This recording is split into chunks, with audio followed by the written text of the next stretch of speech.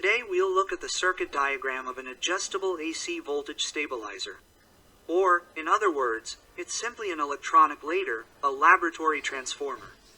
This voltage regulator can be used as a ladder, as well as to regulate soldering iron power, incandescent lamp brightness, or for other purposes.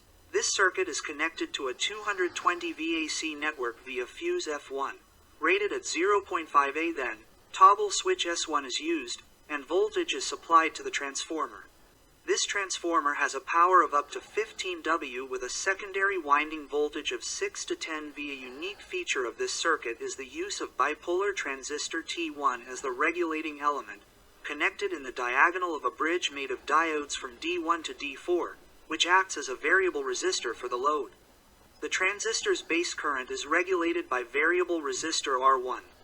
DC voltage is supplied to resistor R1 from a step-down transformer through a rectifier made of diodes from D5 to D8 and smoothed by capacitor C1. Diodes D1 through D4 must be high power with a reverse voltage of at least 400 V. Transistor T1 must be mounted on a heatsink.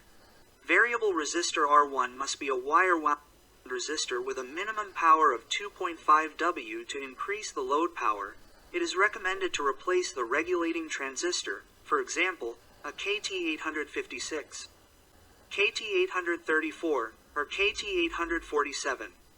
The voltmeter should have a scale from 1 volt to 220 V. This is a very simple adjustable AC voltage regulator circuit.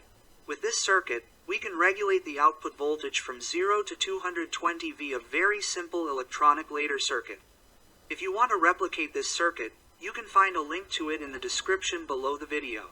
Please give it a like after watching. If you are new to our channel, also like and subscribe to our channel.